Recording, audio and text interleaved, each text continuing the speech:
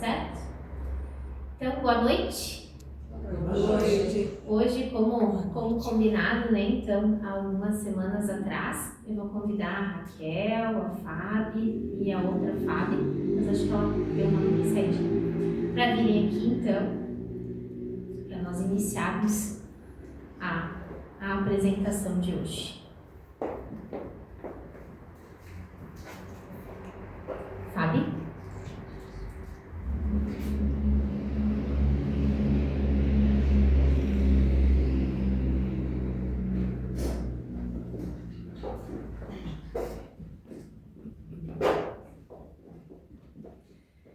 Bom, então, hoje à noite, então, nós novamente, então, estaremos falando em quarteto, né, para vocês. E a ideia, então, é que hoje nós falemos um pouquinho mais sobre o nosso querido, amado, amorzão, como diz o nosso querido Rogério, Jesus. Então, esse é o nosso título da noite de hoje, as percepções sobre Jesus e o impacto nos dias atuais. Eu vou estar dando início, então, fazendo a introdução e depois, então, a Raquel, a Fábio, a Raquel e a Fábio de novo vão estar dando andamento, então, a várias épocas diferentes e as várias percepções que foram dadas, os vários significados que foram dados a Jesus, e nós vamos então fazer um fechamento no final. Certo? Certo. Vocês viram que aí tem 3 Fábios, né? 3 Fábios e uma Raquel.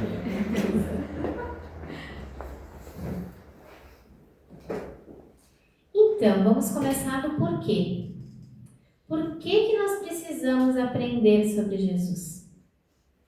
O que acontece? Nós já falamos em outras oportunidades que nós não nascemos ontem, né?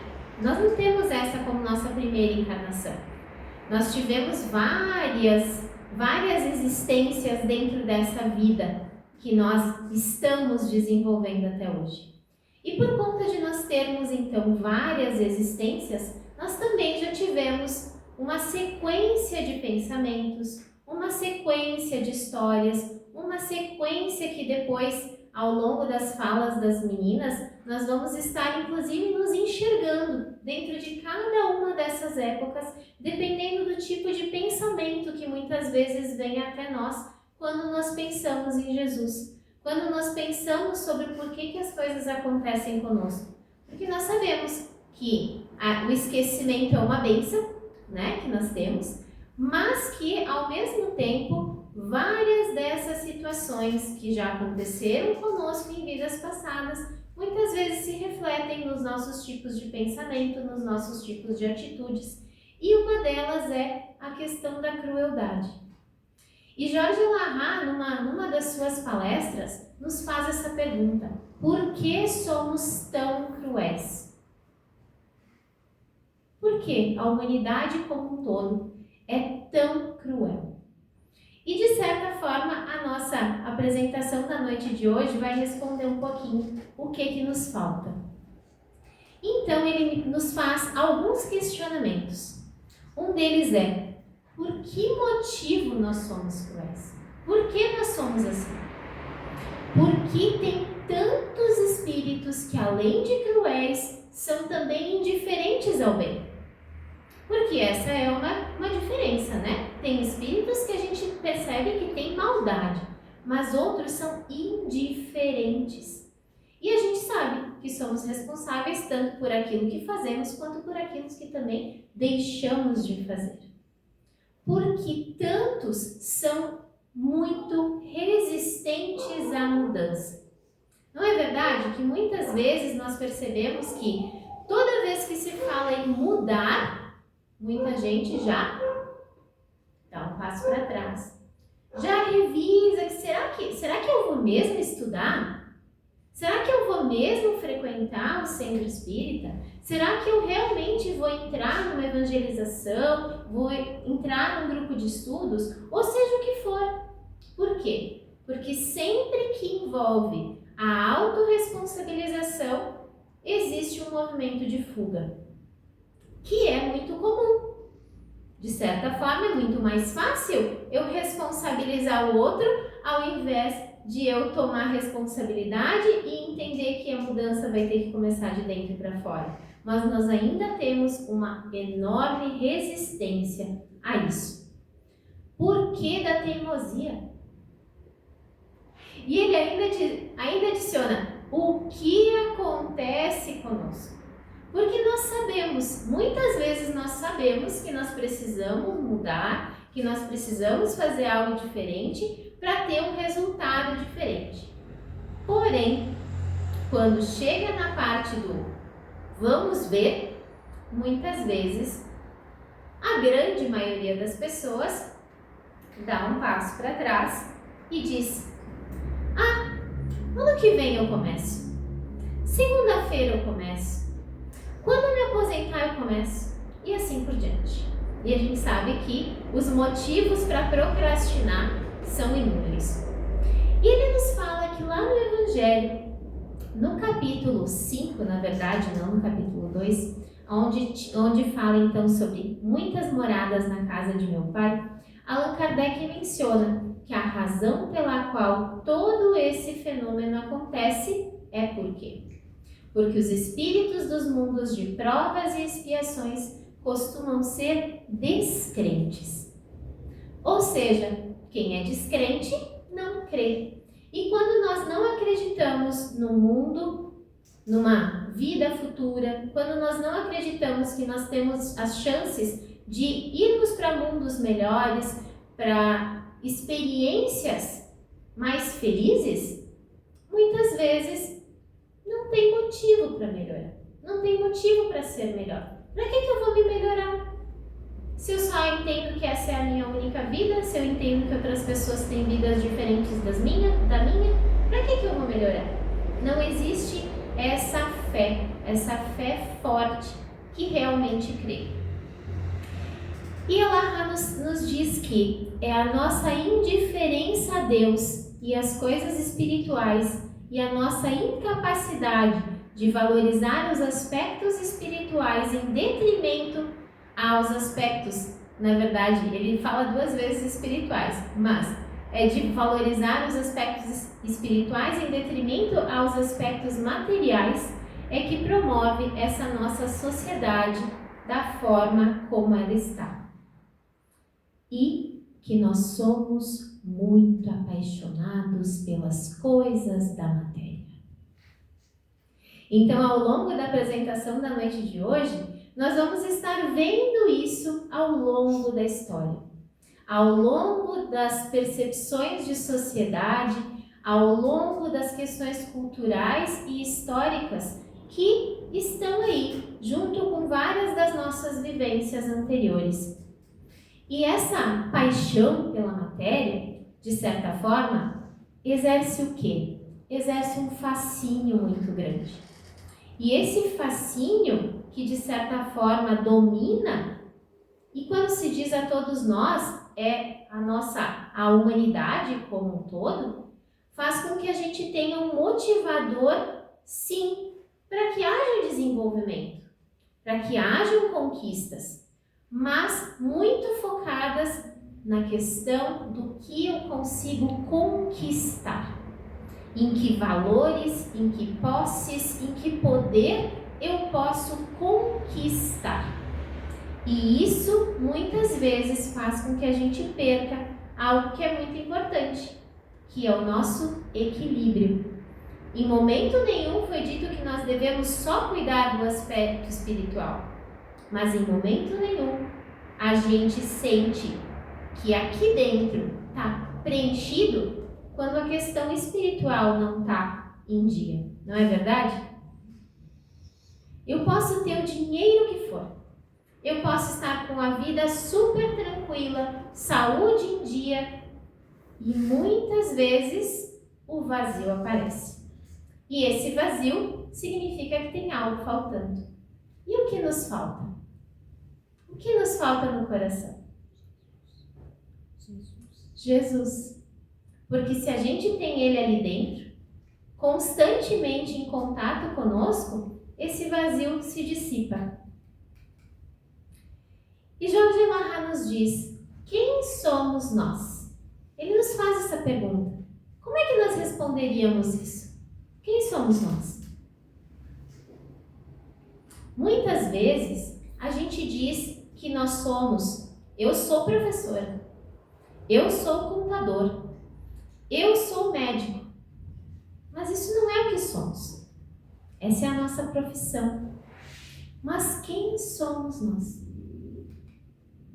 Nós somos espíritos milenares, passando por encarnações sucessivas, que também viveram em diversos tipos de sociedades diferentes, através de influências, sejam elas históricas, ideológicas, econômicas, geográficas, políticas.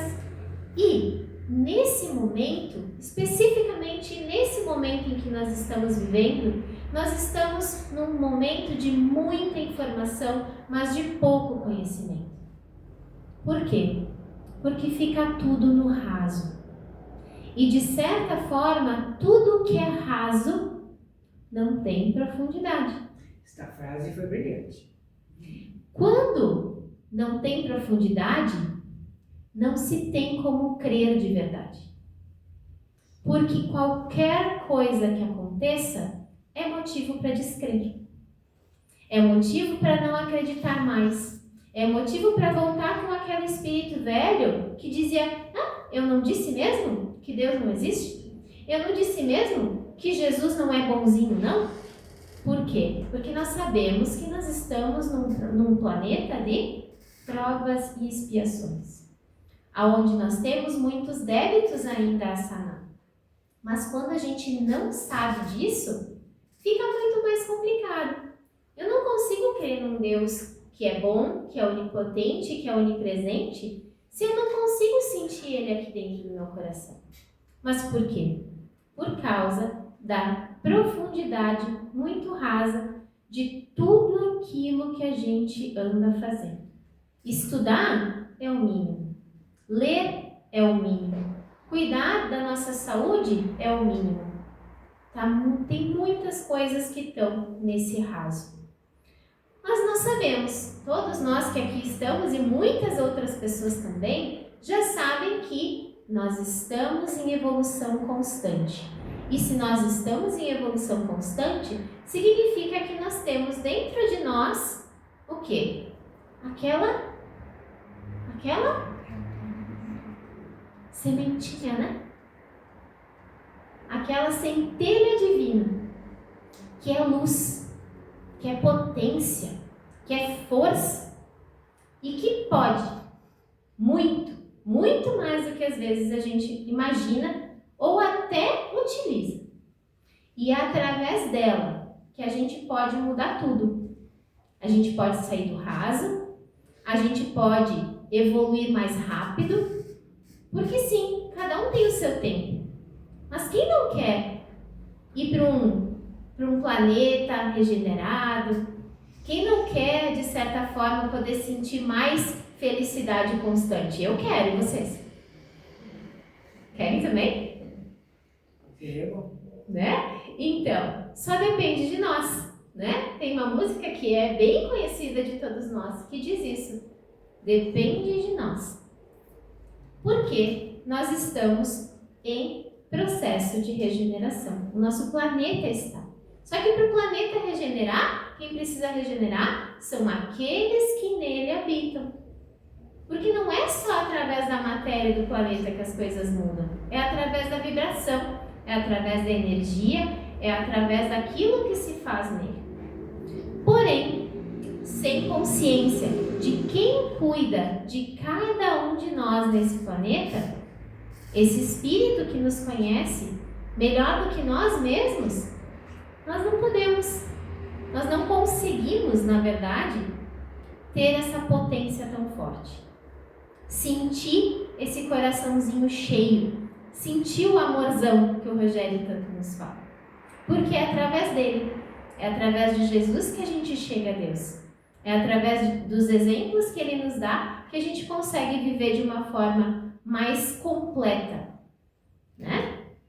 E por conta disso, então, Jorge Elahá nos diz que ao longo da história da humanidade, Nós fomos seduzidos pelo poder e pelo egoísmo, e isso destruiu as perspectivas de mudança. E essa história, ela é marcada por esse movimento da criatura humana de não se interessar pelas coisas espirituais. Não se interessa, não gosta do que é espiritual, não se motiva para aquilo que diz respeito às coisas do espírito. E por isso, como resultado, temos na nossa história, da nossa sociedade, tanto oriental quanto ocidental, uma história de muita tirania, de muito sangue, de muita crueldade, de perseguição, violência e escravização. E de certa forma, é uma história que é marcada por muitas coisas cruéis. Fazendo essa introdução, nós damos início então a cada uma das fases.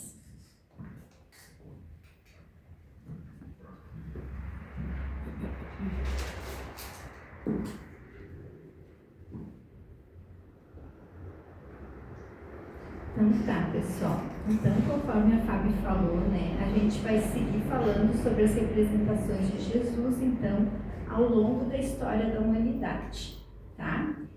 Então, quando a gente para pensar na história da humanidade, a gente lembra, desde que a gente estudou na escola, né, que ela é dividida em cinco grandes ciclos, tá? A história ela é dividida em ciclos para facilitar o estudo, né, para facilitar a nossa compreensão do desenvolvimento da humanidade, do pensamento, da linguagem, da tecnologia, enfim, para a gente acompanhar o progresso que a humanidade tem feito ao longo da história, né? Então, a primeira grande fase, né, a primeira grande idade, vamos dizer assim, seria a pré-histórica, né? Então, como a gente determina o início e o final de cada fase são através dos grandes eventos que ocorreram durante a história, né? Então, o que determina o período da pré-história é o surgimento do homem, que vai até a invenção da escrita. Então, a gente pensa assim, mas antes não existia história. Ela existia, só que nesse momento ela era registrada de outras formas que não através da escrita. E a gente começa a considerar ela a partir do momento que ela tem registros escritos. Então aí, com o surgimento da escrita, que é mais ou menos 4.000 anos antes de Cristo, e que foi lá na região da Mesopotâmia, da Suméria, lá na Ásia, gente, mais ou menos na Ásia, assim, na região ali próximo, que hoje a gente chama Turquia, tá? Nessa região, é que surgiu então um povo que se chamava Sumérios na época, é que surgiu então a escrita, né? Então, com o surgimento da escrita, então a gente começa na Idade Antiga. Quando que ela vai terminar? Ela vai terminar com a queda do Império Romano do Ocidente, que é mais ou menos o ano de 476 depois de Cristo. Então, a Idade Antiga, ela vai ter mais ou menos uns 4.000 anos, tá? Aí a gente vai começar com a Idade Média. A Idade Média, então, ela começa com a queda do Império Romano do Ocidente e ela vai terminar com a queda do Império Romano do Oriente, que foi a queda de Constantinopla, né? Constantinopla fica no estreito, bem importante, inclusive até hoje, que liga a Europa à Ásia. Ali é um local assim, de grandes navegações, de comércio. Até hoje assim, é um porto que tem muito tráfego marítimo, né? Um porto economicamente muito importante. Então, por isso que Constantinopla ela é tão importante, inclusive até hoje. Mas na época, ainda que tinha menos rotas marítimas, era mais importante ainda. Aí depois a gente vai começar a Idade Média, então, com essa queda de Constantinopla e a Revolução Francesa. A gente acaba ela com a Revolução Francesa. Por quê? Porque a Revolução Francesa foi uma das revoluções mais importantes que a gente teve na história da humanidade. Porque ela nem ficou somente para a França, né?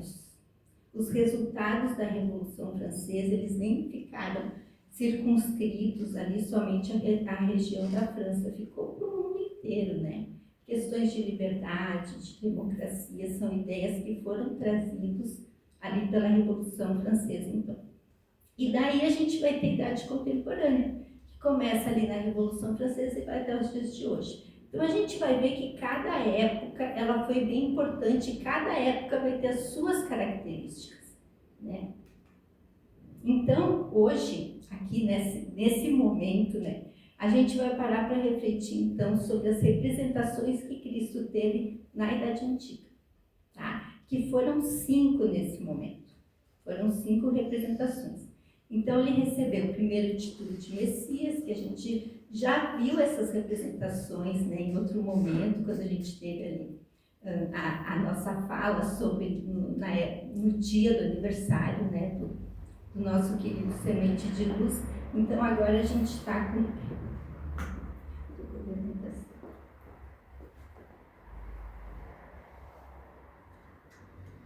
Então, agora a gente vai pensar um pouquinho mais, de forma um pouquinho mais detalhada sobre cada uma dessas representações, então.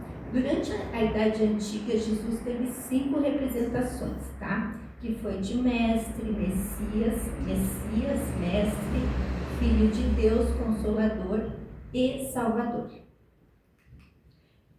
O que aconteceu de importante na Idade Antiga, só para a gente pensar um pouquinho assim, então, né? No contexto da Idade Antiga, o que aconteceu, né, gente? Então, na Idade Antiga aconteceram as primeiras civilizações, né? Então, foi a civilização que aconteceu justamente ali na região do Tigre e do Eufrates, que é a região ali onde teve os sumérios, né, que surgiu a escrita. Teve o surgimento da escrita, que é uma escrita que foi chamada, né, escrita cuneiforme, porque ela tinha uma forma de cunha. Cunha é como se fosse assim um triângulo deitado. O símbolo da cuia, assim, a forma geométrica, é um triângulo deitado. Então, por isso que ela é chamada de escrita cuneiforme, né? E ela foi desenvolvida pelos sumérios, né, gente? E ela depois foi evoluindo até chegar na nossa escrita de hoje, né? Teve a formação dos impérios, o Império Egípcio, o Império Romano, o Império Persa. A economia se consolidou, por quê? Porque na pré-história, os povos eram nômades. Eles mudavam de um lugar para outro, de um lugar para outro. Na Idade Antiga, eles se sedentarizaram. Então, eles acabaram criando núcleos, né, civilizações, e esses núcleos acabou facilitando, então, a criação do comércio através da agricultura, que foi sendo desenvolvida. Depois, a sociedade ela se estratificou também, né? Ela teve bastante divisão social em classes e os povos tiveram que se reorganizar dessa forma. A cultura e a religião também sofreram muitas alterações importantes, porque aqui nesse momento também a gente vai ter assim o surgimento de forma mais enfática assim do monoteísmo, né? A gente vai vencer aquela fase tão grande do politeísmo. Depois a gente vai ter os avanços tecnológicos, né? A ciência, as pirâmides. Então, como a gente vê, a Idade Antiga ela foi muito importante para a gente. Um momento muito importante da história da humanidade. Então, a gente vai ter aqui a primeira denominação, que é de Messias, né, que Jesus recebeu, então que deriva do hebraico, que era Mashiach, que significa ungido. Por quê? Porque na antiguidade, gente, originalmente se referia os reis e os sumos sacerdotes como se eles fossem pessoas ungidas, né? Então eles eram considerados pessoas ungidas, eles eram sagrados. Então era uma forma religiosa de muita valorização na época da Idade Antiga, muito importante. Então, originalmente, a gente vai entender a importância desse título que recebiam esses grandes líderes, então, das civilizações. Depois, posteriormente, esse significado de Messias ele foi evoluindo e foi alterando um pouquinho, né? Ele foi recebendo assim outros significados assim de forma assim diferente daquela ideia original de Messias.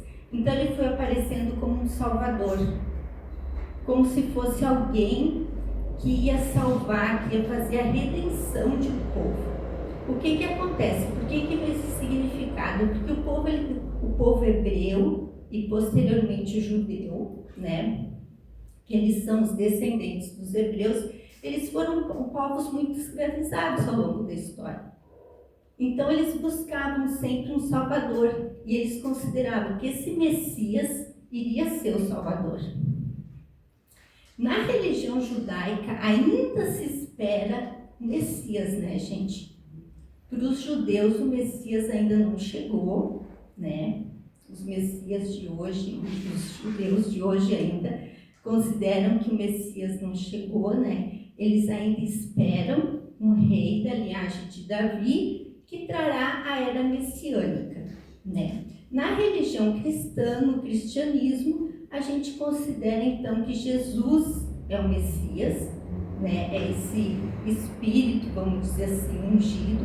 Claro que dentro do cristianismo tem diferentes vertentes, né? A gente tem diferentes crenças ali com relação ao significado de Messias, né? Mas de uma forma geral, falando assim pela grande maioria, considera que o Messias é um salvador que vem resgatar a humanidade do pecado que veio resgatar a humanidade do pecado através da sua morte e da sua ressurreição. O equivalente à palavra Messias em grego é Christos, que também significa ungido e deu origem ao nome de Cristo. Então, Messias é mais do hebraico e Cristo é mais do grego. E pelas antigas escrituras, então, a gente vai lembrar que Messias tinha 3 dispositivos básicos associados a essa representação. Então, um dispositivo, assim, uma ideia que era associada a essa representação é que Messias era o rei dos reis, né? Ele tinha uma realeza, só que essa realeza ela não era material, ela era uma realeza celestial. Pelas profecias também ele foi considerado um desprezado, né? Que ele iria sofrer muito desprezo, muita desonra, muita humilhação. Então ele seria um opróbrio do povo, tá? Em virtude desse desprezo que ele iria sofrer.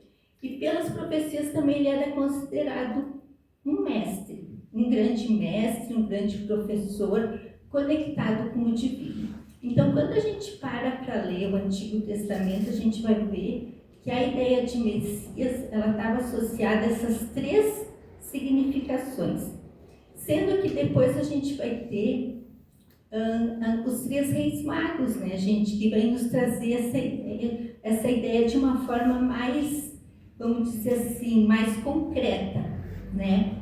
Porque os reis magos, quando eles dão os presentes a Jesus, eles dão ouro, mirra e incenso, significando cada uma dessas ideias. Mas por que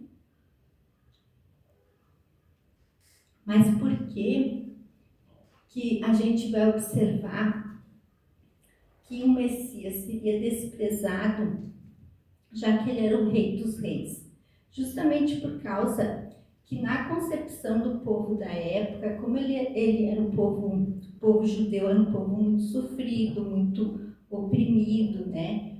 Escravizado nessa época do nascimento pelo Império Romano, eles sonhavam em que esse Messias iria vir sim salvar eles, e eles viam a ideia de um rei como um rei material, e não como um rei celestial.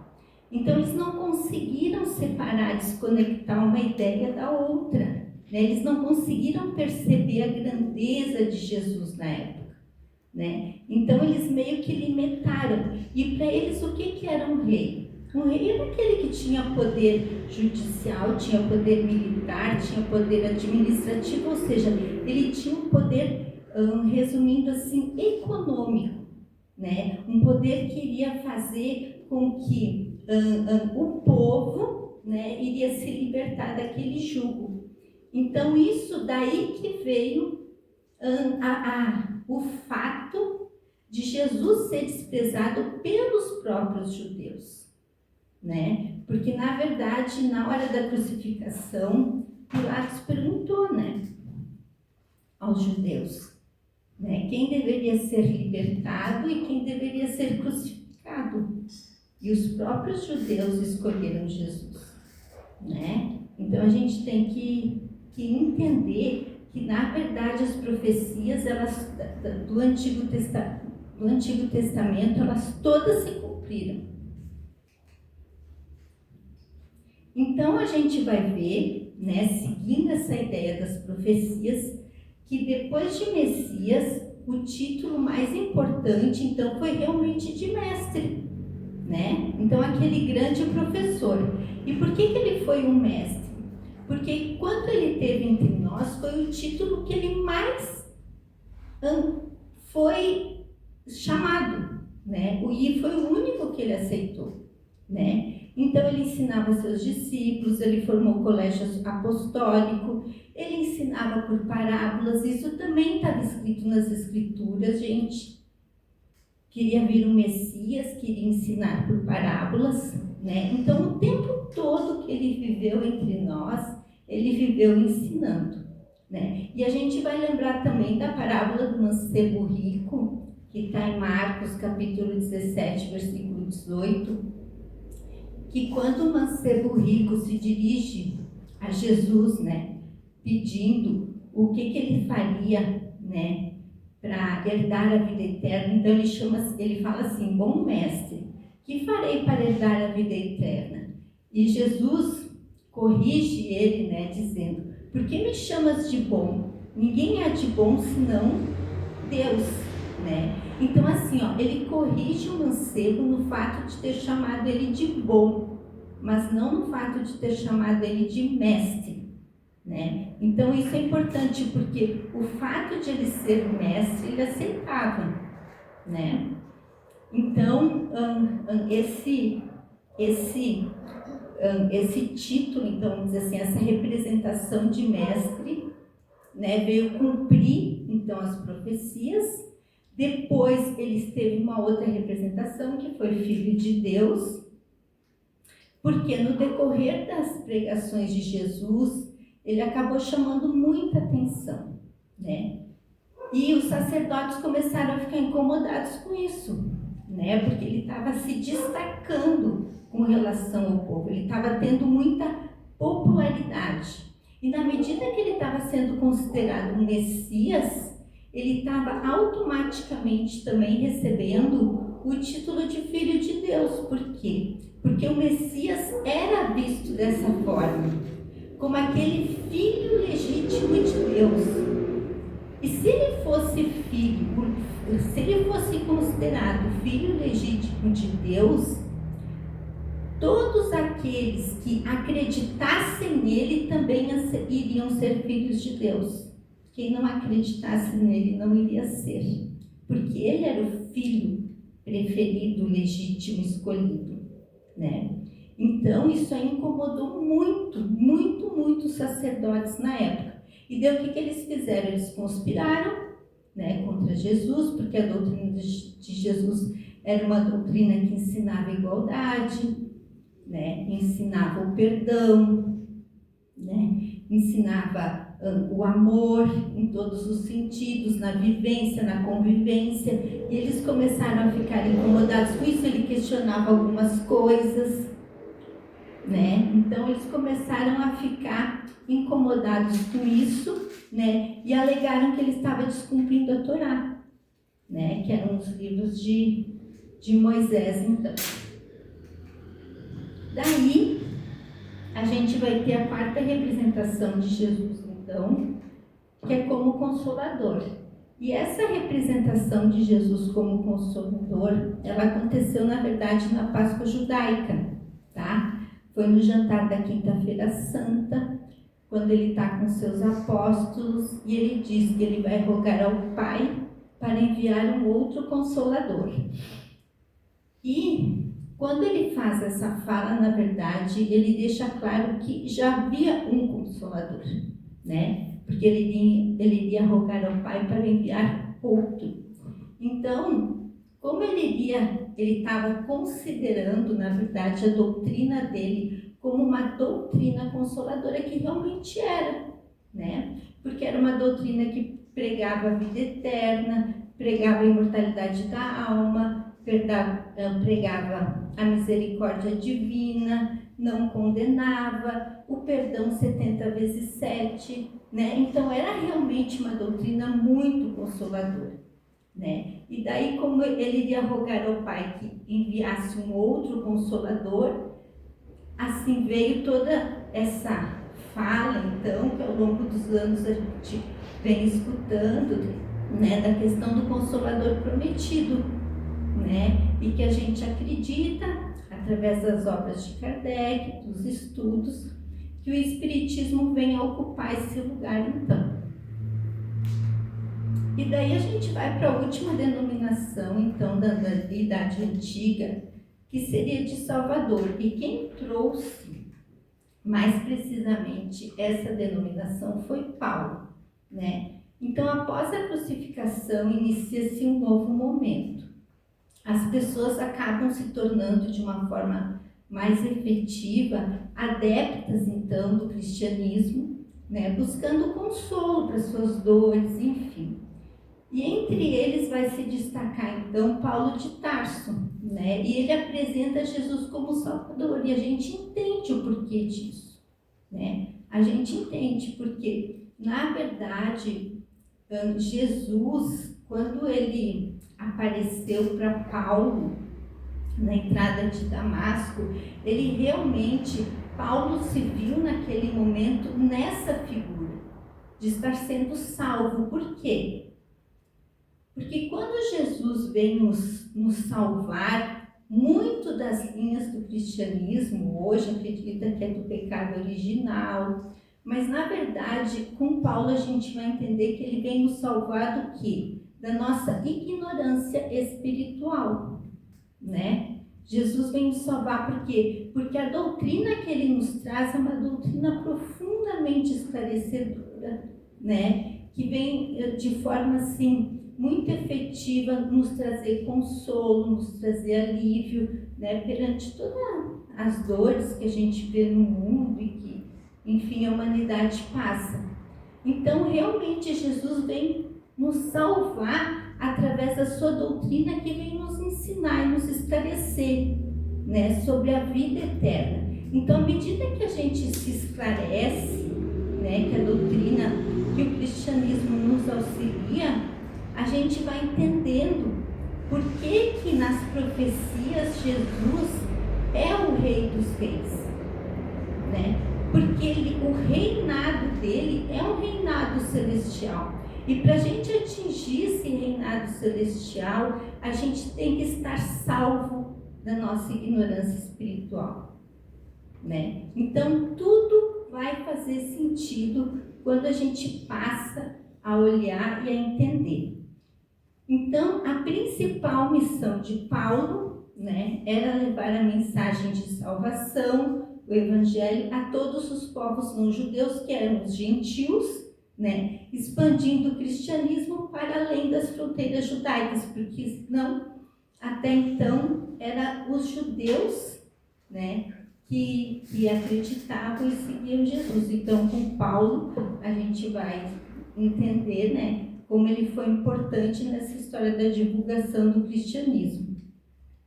E assim, gente, a gente encerra, então, a Idade Antiga e a gente passa, então, para a próxima fase, então.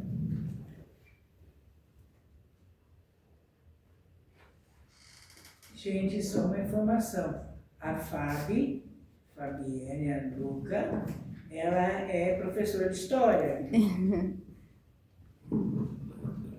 Bom, então eu seguindo a gente vai ter a sexta denominação, Jesus visto como Deus, então.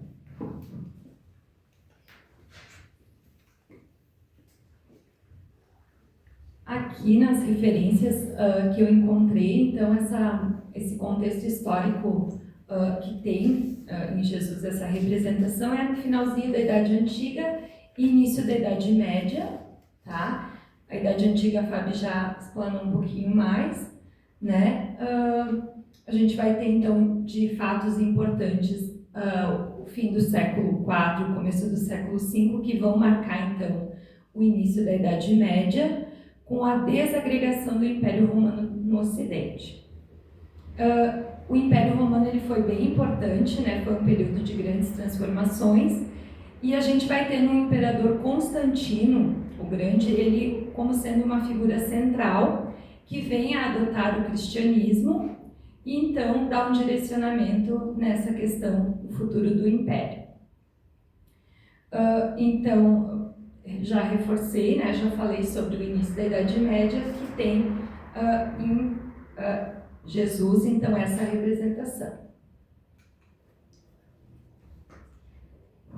Por que, então, dessa referência, né? Então, Deus não tinha enviado outro, Ele mesmo veio na cruz. Portanto, é o próprio Deus que se doa, que experimenta a dor e o abandono humanos para revelar que o amor divino não tem limites. Então, uma figura de Jesus muito distante da ideia inicial que nós tínhamos, né, das outras representações que nós tínhamos. A gente vai ter Jesus apresentado com naturezas distintas, né, com atributos divinos, mas também humanos, né, em questão de ter os seus próprios atributos, como a onipotência, a onisciência, a eternidade, né? A onipotência é como ser todo-poderoso, onisciência como conhecedor de tudo, né? E também a questão da eternidade.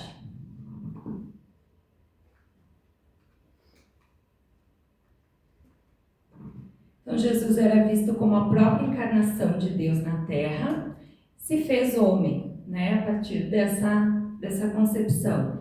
E diversos textos do Novo Testamento sustentam essa visão.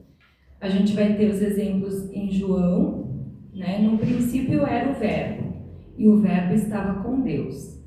E o Verbo era Deus, e o Verbo se fez carne e habitou entre nós. Em João, de novo, né, capítulo 10, versículo 30, eu e o Pai somos um. Em Colossenses, pois em Cristo habita corporalmente toda a plenitude da divindade. Hebreus também vai trazer essa ideia, onde o Filho é o resplendor da glória de Deus e a expressão exata do seu ser.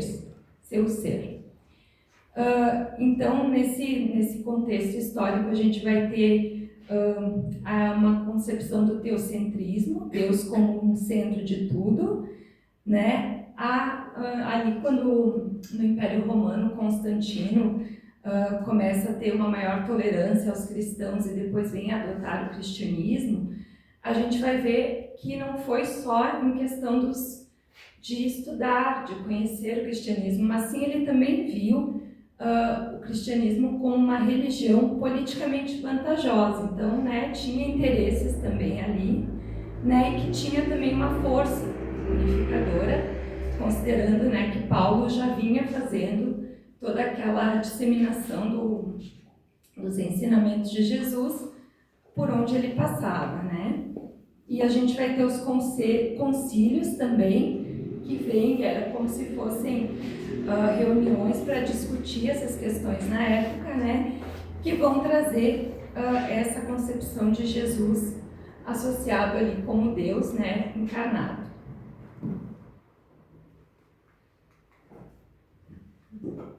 Seguindo então a sétima percepção ali de Jesus, né, como um conquistador.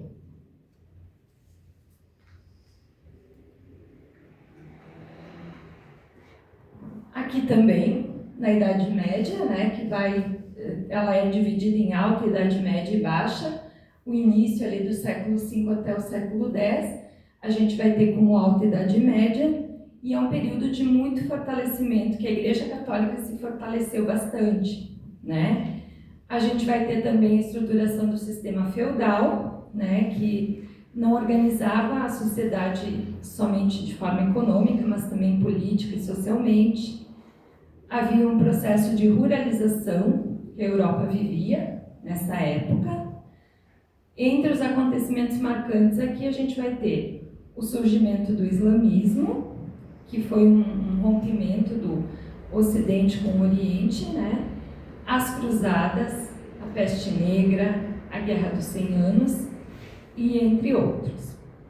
A partir do século XI, a gente vai ter o renascimento urbano e comercial, abrindo caminhos para depois uma crise, né, que vai levar ao fim da Idade Média. Aqui a gente vai ter classes sociais mais distintas, nobreza, o clero, os servos, a igreja como representante de Deus na Terra, né, e suas ações, de certa forma, justificadas a partir dessa ideia, né? E aí onde é que aparece esse Jesus como conquistador? Porque a igreja se usa, né, dessa ideia para, por exemplo, justificar as cruzadas, né, que foram movimentos de caráter religioso, econômico e militar, que tinham como objetivos libertar a Terra Santa e Jerusalém, ou seja, os caminhos por onde Jesus teria passado, né, para reconquistar esse território que estava sob o domínio dos muçulmanos, né, quando do surgimento do islamismo.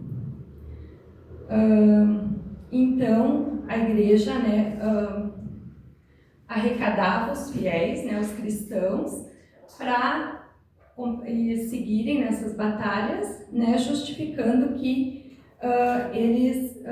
ali eles estariam se redimindo de pecados e heresias e coisas que eles tivessem feito. Então, havia toda uma manipulação da Igreja Católica em função disso. E usava, então, a figura de Jesus como para conquistar esses territórios, né? De certa forma, a gente sabe que as cruzadas foram um período bem cruel da humanidade, se a gente vai pensar assim. Muitos mortos, não se atingiu esses objetivos que se tinha, né, em termos religiosos, mas serviu para expansão a nível de territórios e tudo mais.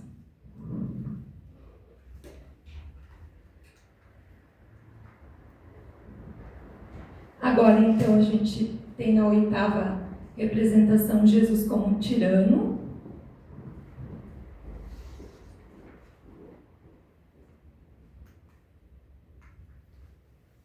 que vai pegar, então, a Baixa Idade Média e a Idade Moderna, né, esse contexto histórico, Jesus, né, visto dessa forma, mas muito ainda associado à questão da Igreja Católica, né, que usava o seu poder, que tinha, que era muito forte na época, né, para justificar suas ações e punir os homens, né, julgar, né? E também essas ações eram em nome de Jesus.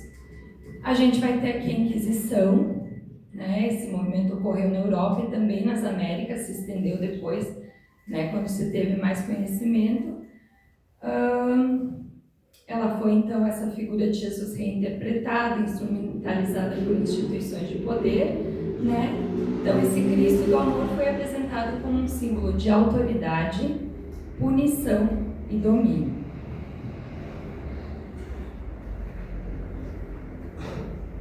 Então, de novo, nós vamos ter perseguições religiosas, símbolo de intolerância, tortura, silenciamento.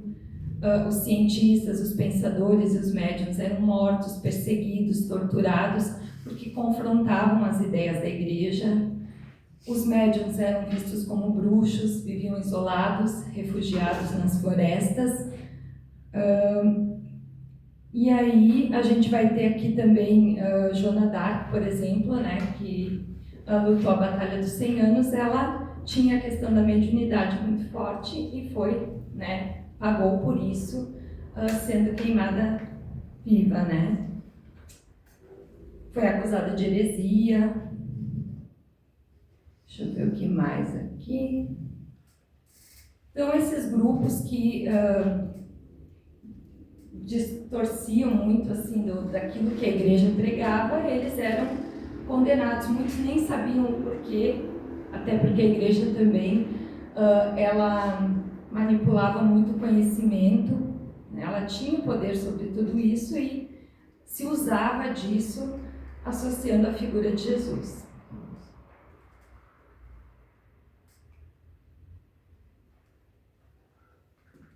E aí a gente vai para a nona percepção ali de Jesus, né, nesse contexto histórico, que é de tirano ele passa a ser perseguido.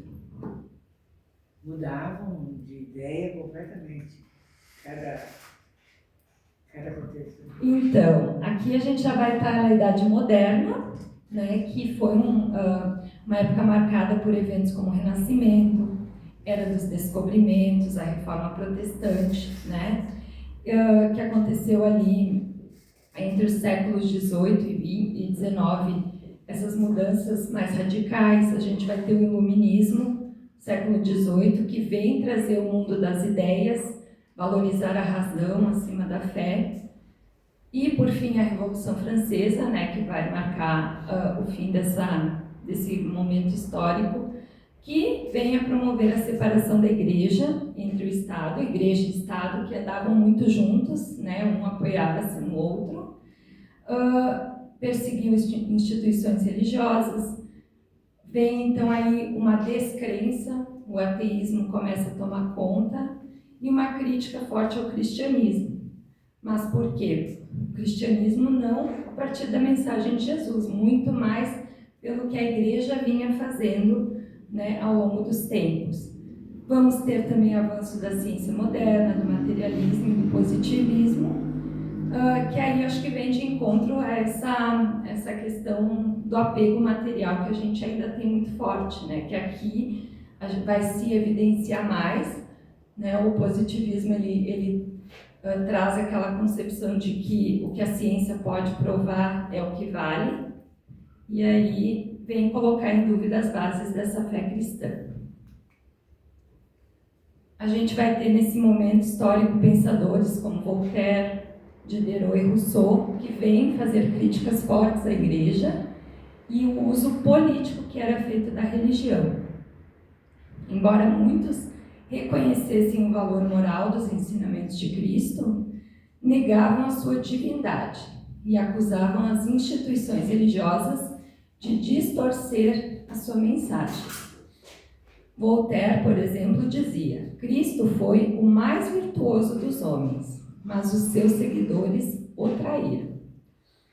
Jesus, então, passou assim a ser perseguido pela crítica racionalista, reduzido a um sábio moral ou a um mito criado pela tradição. Então, esse Cristo da fé foi questionado em nome da razão e da ciência, que foram olhados mais fortemente nesse momento. E aí, no século XIX, a gente vai ter o Espiritismo, né, a partir de Kardec, vindo resgatar essa mensagem original de Jesus, entregá-la de volta à humanidade.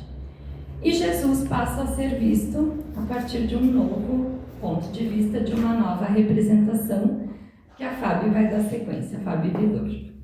Obrigada.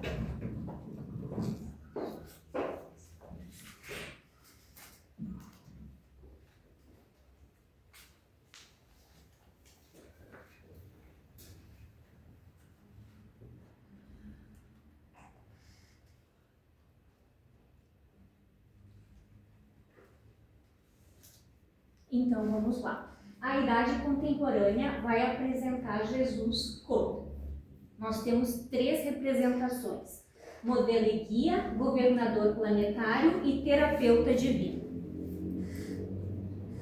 A idade contemporânea como as meninas já falaram e só reforçando, ela começou com a Revolução Francesa em 1789 e se estende até os dias atuais. A gente tem como marco a queda da Bastilha.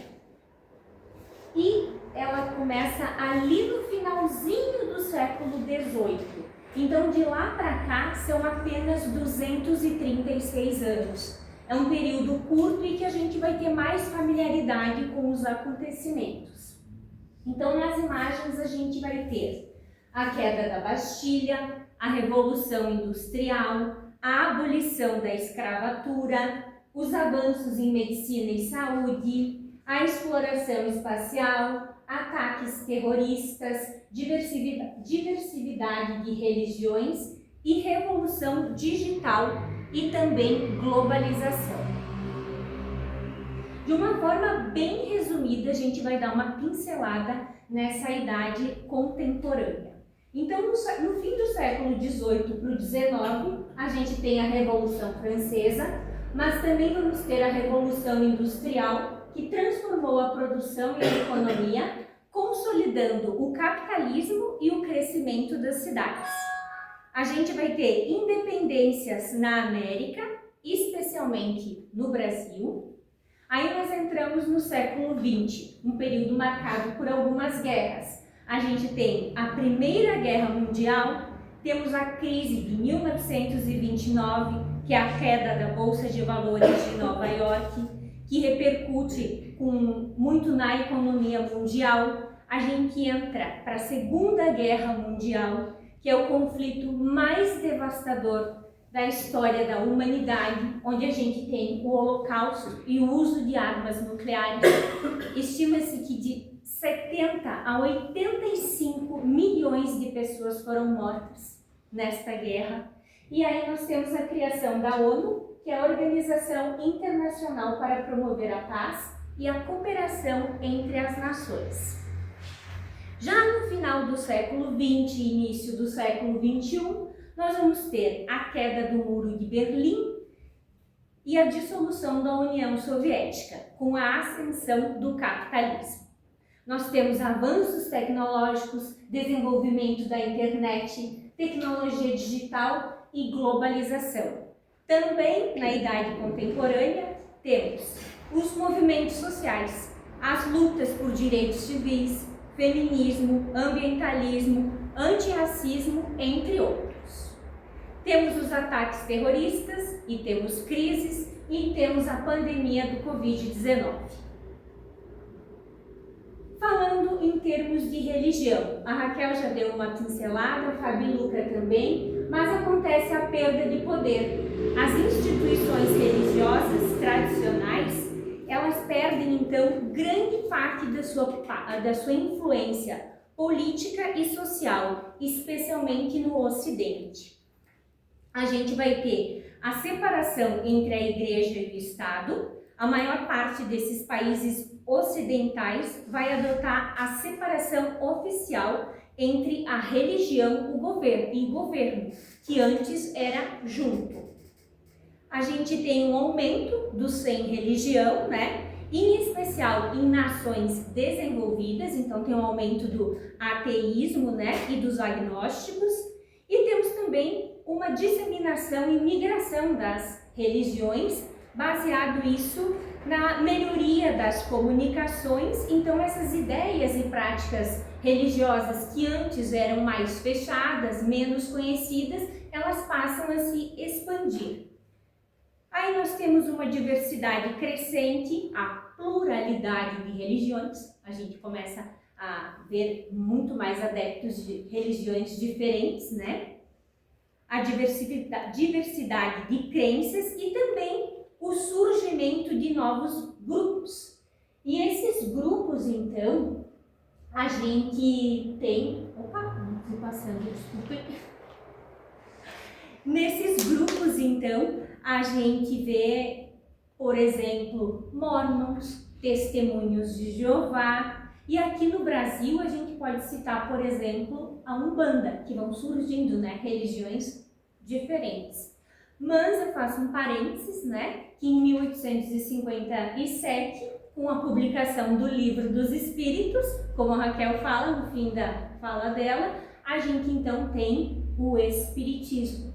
Não como uma religião no sentido de dogmas, mas no sentido da etimologia da palavra, que é religare, uma ligação com o divino. Então esse foi um resuminho, né, da idade contemporânea, para a gente poder entrar então na 10ª representação de Jesus, que é modelo e guia, que acredito que seja, talvez, a representação mais conhecida dentre nós espíritas. E essa representação, ela é proveniente da questão 625 do Livro dos Espíritos, onde diz: qual o tipo mais perfeito que Deus tem oferecido ao homem para servir de guia e modelo? E a resposta: Jesus. E então Kardec vai fazer um complemento a essa questão. Ele vai dizer que Jesus é para nós, os homens, o tipo de perfeição moral a que a humanidade pode aspirar na Terra. Então, o que nós devemos almejar? Sermos como Jesus. E ele vai dizer que Deus nos ofereceu então Jesus como o mais perfeito modelo. E a doutrina que Jesus nos ensina, ela é a expressão mais pura da lei de Deus. E agora então a gente vai entrar num diálogo divino representado por Jesus e num poder temporal representado por Pilatos. É um diálogo que antecede a crucificação. E nesse diálogo, esse diálogo está descrito em mais de um evangelho, mas esse em específico está no Evangelho de João. Então diz o seguinte: tornou, pois, a entrar Pilatos na audiência e chamou a Jesus e disse-lhe: tu és o rei dos judeus? Respondeu-lhe Jesus: tu dizes isso de ti mesmo? Ou disseram-te outros de mim? O que Jesus quer dizer? Essa conclusão que tu tens a meu respeito é algo que parte de ti ou é algo que tu ouviste falar da parte de outros e simplesmente tu tomou para ti sem que tu tenha refletido, sem que tenha nascido no teu íntimo, na tua reflexão, no teu coração? E no livro Caminho, Verdade e Vida, Emmanuel vai nos trazer um estudo do Evangelho à luz do Espiritismo, no capítulo 85, intitulado Testemunho. Ele vai dizer o seguinte: ele vai trazer uma reflexão a respeito dessas representações que nós fazemos de Jesus. E ele vai dizer assim: de onde provém esses títulos? Por que nós denominamos mestre? Por que nós o vemos como um modelo e guia? É algo que nasce verdadeiramente no nosso coração? Ou é algo que nós simplesmente repetimos porque nós ouvimos falar? Quando nós dizemos que Jesus é o nosso modelo e o nosso guia, é porque nós o vemos assim? Você já se questionou para que na sua vida você precisa de um modelo e guia? E quando nós dizemos que ele é modelo e guia, isso é a partir de uma experiência nossa, pessoal com Jesus? Ou a gente repete essas palavras porque está na obra da codificação? Do que vai adiantar a gente definir Jesus desta forma se nós ainda não o vemos como tal, se nós não o tomamos no nosso coração como modelo e guia das nossas vidas? Ou seria um título que a gente já está associando, mas ainda não expressa a verdade da nossa alma, da nossa relação com Jesus. Não é por acaso que essa reflexão que é trazida por Emmanuel com o título Testemunho, ela nos convida a analisar qual o testemunho real que nós podemos dar da nossa relação com Jesus. E agora, aos moldes daquele diálogo de Jesus e Pilatos, vamos imaginar nós, frente a frente com o Mestre. E ele vai nos indagar. Me chamas de modelo e guia, porque assim eu sou para ti? Me tomas diariamente como modelo para conduzir os teus pensamentos e as tuas atitudes? Reflete e medita em mim antes de agir? Sou teu guia porque tu segues aquilo que eu ensinei? Toma o mapa do meu evangelho como teu guia. Quanto de mim tu coloca nos teus dias? Por que me chamas modelo e guia? Contemplar as vidas que já tomaram o Cristo como modelo e como guia é inspirador. Faz parte do nosso processo de ascensão espiritual, nós vislumbrarmos chegar aonde essas pessoas já caminham. É como se eles segurassem uma tocha e nós chegássemos lá com a nossa tocha pequenina, acendendo uma leve luzinha, uma faísquinha. E essas vidas são elas mesmas que conduzem já a sua luz. Elas já têm a sua chama. Mas cedo ou tarde, nós precisaremos ter a nossa luz própria. Assim como na parábola das 10 virgens, que elas têm o óleo e que 5 levaram o óleo e 5 não levaram, que são as prudentes e as imprudentes. É como a gente não pode dizer que quem levou o óleo é egoísta, porque o que elas estavam fazendo? Elas já tinham o combustível preparado para a ocasião, porque a gente não pode improvisar a nossa luz num momento de testemunho. Eu não peço a luz emprestada, a luz tem que estar dentro de mim.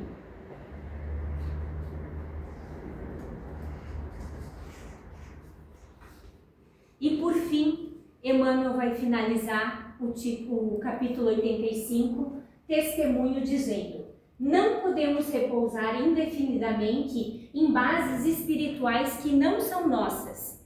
É belo nós nos inspirarmos em vidas como Chico, Eurípides, Divaldo Franco, vidas que muito claramente já têm o Cristo no coração e cada passo seu é pautado nesse modelo e guia. Mas o que vai nos adiantar contemplar o Cristo como modelo e guia para outras vidas e ainda não para a nossa?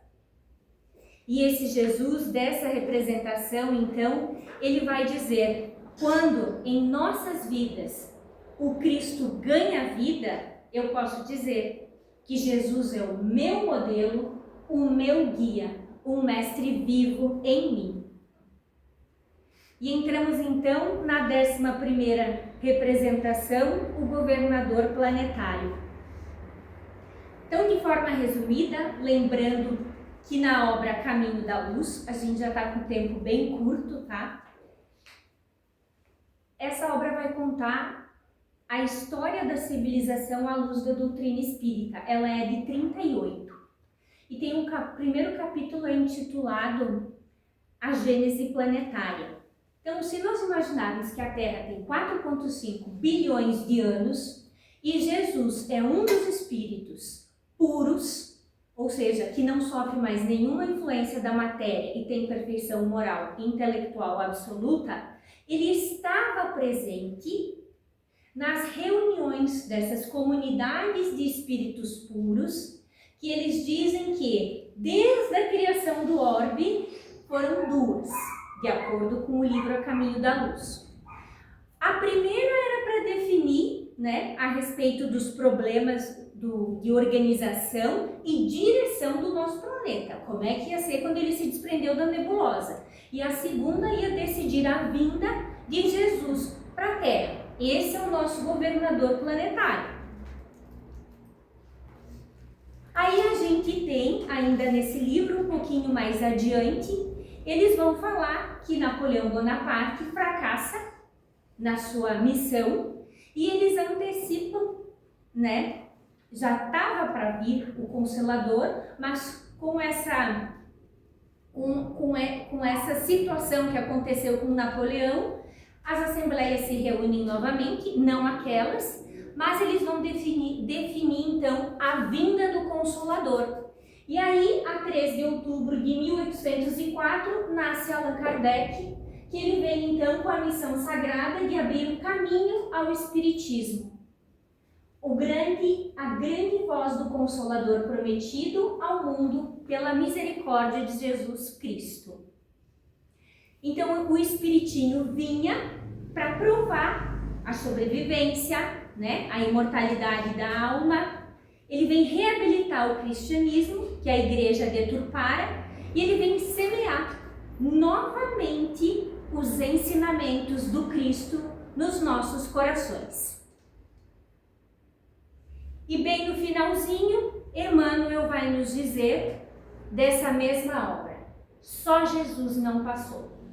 Nas suas mãos misericordiosas repousam os destinos do mundo. Sua mensagem de amor no Evangelho é a eterna palavra da ressurreição, da justiça, da fraternidade e da misericórdia. Jesus é a luz de todas as vidas terrestres. E essa última representação, nós conversamos bastante no aniversário do Semente de Luz, que quem nos traz a visão desse terapeuta divino é Joana de Ângeles, com as suas 16 obras da série psicológica, né? Ela vem apresentar um Jesus descrucificado, aquele Jesus fora da cruz, aquele Jesus que depois da crucificação, então, ele retorna, né? E fica aqui conosco mais algum tempo para nos mostrar que existe sim, a vida continua, a imortalidade da alma. Aquele conselheiro, aquele terapeuta que é amigo e que é o caminho. E ela faz uma análise nessa primeira obra intitulada Jesus e a Atualidade, e ela vai falar que então Jesus é um profundo conhecedor da mente humana. Isso tudo ela fala na introdução da obra, para falar um pouco de como é esse terapeuta, né? E ela vai dizer que Jesus estava sempre pronto a exercer sua tarefa. E ele enfrentava as questões com elevado grau de sabedoria. Então, se Jesus estava sempre pronto a exercer sua tarefa, significa que ele tinha disciplina, né? Ele vai também esclarecer quanto à responsabilidade pessoal, vai nos mostrar que nós somos responsáveis pelo nosso caminhar, e ele eliminava essas falsas projeções que muitos de nós alimentamos. Então ele é um Jesus que vai nos estender a mão, esse terapeuta, ele vai nos convidar a caminhar com ele, e esse caminhar com Jesus é movimento, é levantar, é sair da estagnação. Ser um discípulo de Jesus é submeter-se à sua disciplina. E lembrem-se que disciplina nada tem a ver com rigidez. Disciplina é simplesmente fazer aquilo que deve ser feito, como ele falou antes. Ele não fugia das suas responsabilidades. E o Evangelho vai nos mostrar esse caminho. Mas somos nós que vamos realizar o percurso. Ninguém nos cura, só existe uma cura, que é a autocura. Ou seja, Jesus vai nos dar a orientação, mas o caminhar junto com ele, esses passos quem dá somos nós. A roupa dele tá bem novinha.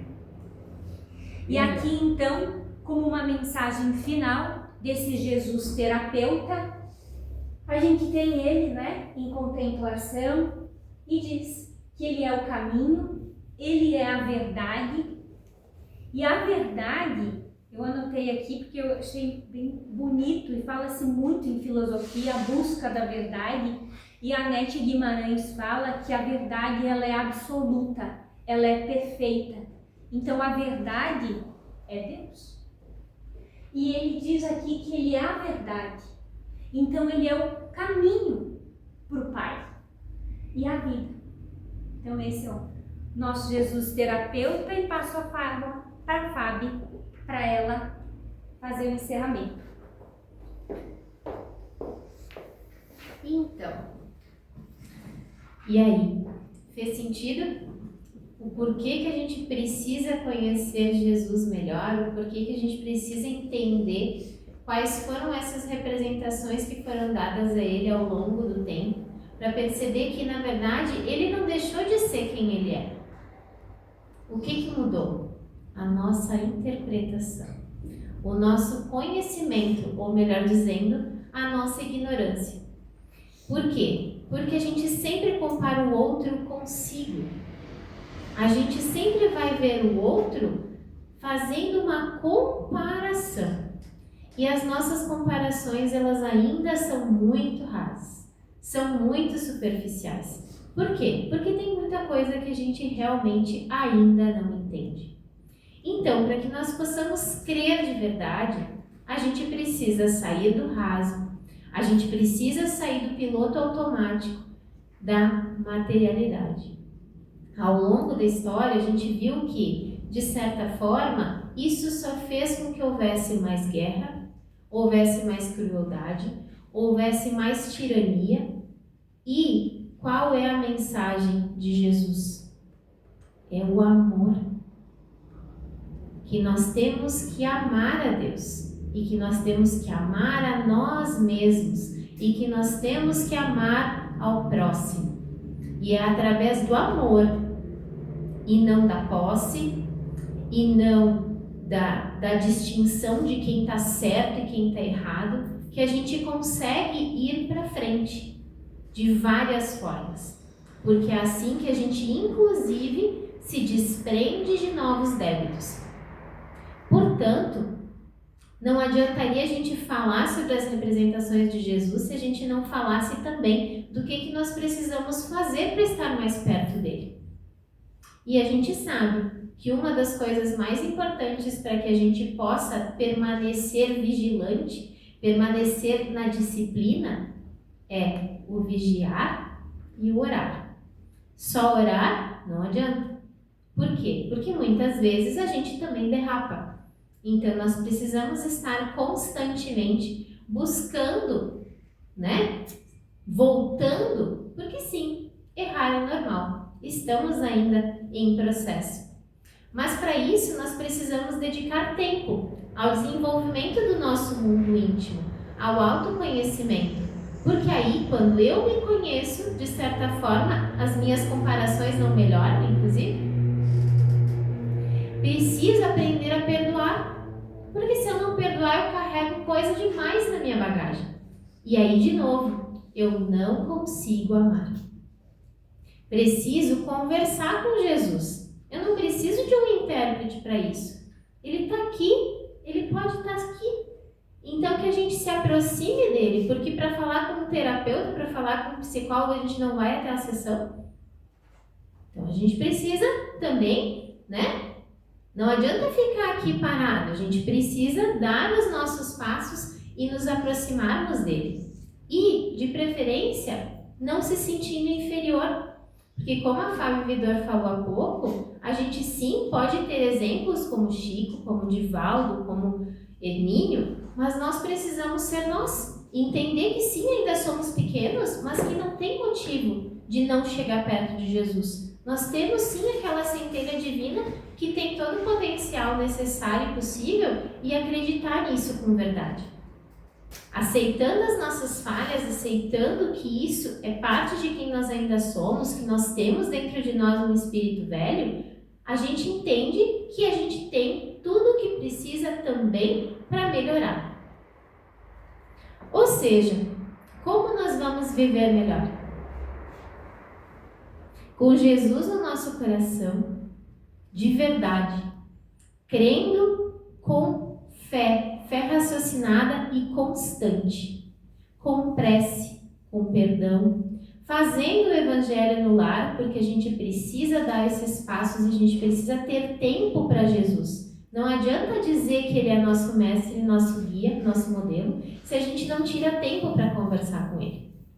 Através, sim, do voluntariado, tirando tempo do eu, né, do egoísmo, e muitas vezes olhando para fora naquilo que a gente pode fazer, seja através de ouvir alguém, seja através de ir numa instituição, seja através de questões materiais, porque vivemos também no mundo material, mas sempre com tempo de qualidade, porque a gente sabe que às vezes tem muita quantidade, mas e a qualidade?